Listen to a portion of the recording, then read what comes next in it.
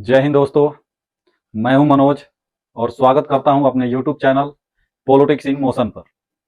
और आज हम बात करने वाले हैं एक ऐसे टॉपिक की जो पूरी दुनिया में चर्चा का विषय बन गया है, डोनाल्ड ट्रंप और नोबेल पीस प्राइज।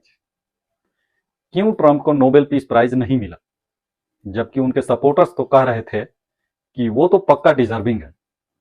आज हम फैक्ट्स, फिगर्स और थोड़ी सी पॉलिटिक्स के साथ इस पूरी कहानी का सच समझने की कोशिश करते हैं। तो चलिए वीडियो को शुरू करते हैं।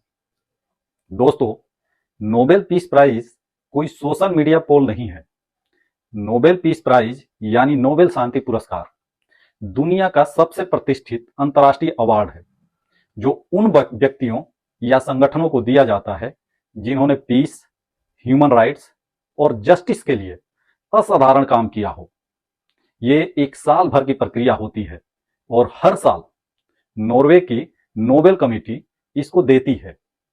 इस पुरस्कार की शुरुआत अल्फ्रेड नोबेल नाम के एक स्वीडिश वैज्ञानिक ने की थी। ये वही व्यक्ति है जिन्होंने डायनामाइट का आविष्कार किया था। 1895 में अल्फ्रेड नोबेल ने अपनी वसीयत में लिखा था कि उनकी संपत्ति से हर साल 5 क्षेत्रों में पुरस्कार दिए जाएंगे: फिजिक्स, केमिस्ट्री, मेडिसिन, लिटरेचर और पीस। जो जीतेगा उसे करीब $1.1 मिलियन यानी लगभग 9 करोड़ रुपए मिलते हैं। नॉमिनेशन की लास्ट डेट हर साल 31 जनवरी होती है। मतलब जो भी काम या घटना उसके बाद हुई है वो अगले साल कंसीडर होगी। यानी अगर ट्रंप ने 2025 में कुछ डिप्लोमेटिक काम किए हैं ये फरवरी या मार्च में, तो वो 2025 वाले प्राइज के लिए नहीं गिने जाएंगे। अब बात करते हैं 2025 के असली विनर की। मारिया कैरिना मैकाडो वेनेजुएला की एक अपोजिशन लीडर है जो अपने देश में डिक्टेटरशिप के खिलाफ लड़ रही हैं। नोबेल कमेटी ने साफ कहा कि उन्होंने लोकतंत्र की रक्षा के लिए जान की बाजी लगाई है। यानी इस बार का प्राइज डेमोक्रेसी डिफेंस को सेलिब्रेट करने के लिए दिया गया, ना कि किसी पॉलिटिकल डील या फ्लैशी डिप्लोमेसी के लिए। अब बात करते हैं ट्रंप कैंप पर। उनके सपोर्टर्स कह रहे थे कि ट्रंप ने Gaza cease fire, middle east deal और ग्लोबल पीस एफर्ट्स में बहुत बड़ी भूमिका निभाई है। कुछ पॉलिटिशियंस ने तो उन्हें ऑफिशियली नॉमिनेट भी किया, जैसे यूएस कांग्रेस वुमेन अन्ना पाउलिना लूना और माल्टा के फॉरेन मिनिस्टर लैन बोर्ग। पर याद रखिए, नॉमिनेशन का मतलब जीत नहीं होता। नोबेल की नॉमिनेशन लिस्ट 50 साल तक सेक्रेट रहती है। ये नॉमिनेशन सिर्फ पब्लिक क्लेम्स हैं। हर साल लगभग 300 नॉमिनेशन आते हैं, लेकिन सिर्फ 1 या 2 चुने जाते हैं। अब आते हैं असली बात पर। ट्रंप को नोबेल क्यों नहीं मिला? इसकी 3 बड़ी वजह हैं। सबसे पहला वजह है टाइमिंग का इशू। ट्रंप के नाम पर जो पीस एफर्ट्स बताए गए वो जनवरी के बाद हुए, जबकि नॉमिनेशन डेडलाइन 31 जनवरी थी, तो वो क्वालिफाई ही नहीं करते थे। दूसरा, टेम्पोररी डील्स, परमानेंट पीस नहीं। नोबेल कमेटी देखती है कि लंबे समय का असर, मानवता पर योगदान, नॉन वायलेंस की भावना। ट्रंप की डील्स टेम्पोररी सीज फायर जैसी थी, जो पॉलिटिक्स के साथ जल्दी ही बदल भी सकती थी। ट्रंप की इमेज और कंट्रोवर्सीज। ट्रंप खुद एक बहुत पोलराइज फिगर है।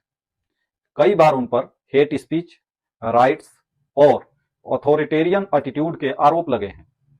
ऐसे में नोबेल कमेटी उनके मोरल ग्राउंड को कमजोर मानती है, क्योंकि नोबेल प्राइज सिर्फ डिप्लोमेसी नहीं, मोरल लीडरशिप का सिंबल है। एक्सपर्ट का कहना है कि इस बार कमेटी ने एक बड़ा मैसेज दिया है, और यह मैसेज यह है कि पीस सिर्फ डील से नहीं आती, ये डेमोक्रेसी की रक्षा से आती। मैकेडो को चुनना सिंबॉलिक था, डिक्टेटरशिप के खिलाफ खड़े होने के लिए। अगर कमेटी ट्रंप को देती तो ये प्योर पॉलिटिकल सिग्नल माना जाता और शायद नोबेल की क्रेडिबिलिटी भी डगमगा जाती, लोगों का भरोसा उठ जाता। ट्रंप के पास ग्लोबल पॉपुलैरिटी है, पर नोबेल कमेटी इमोशन नहीं होती, वो देखती है सालों की कंसिस्टेंसी, वैल्यू और ह्यूमैनिटी। तो दोस्तों, ट्रंप का नोबेल ना मिलना किसी कंस्पिरेसी या पॉलिटिक्स का हिस्सा नहीं है, बल्कि नोबेल की फिलॉसफी का हिस्सा है, जहां चमक धमक से ज्यादा सच्चा संघर्ष और इंसानियत मायने रखती है।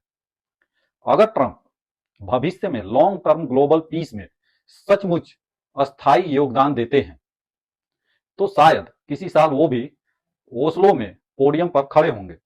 लेकिन फिलहाल 2025 का नोबेल गया एक ऐसी महिला को जिसने लोकतंत्र के लिए सब कुछ दांव पर लगाया।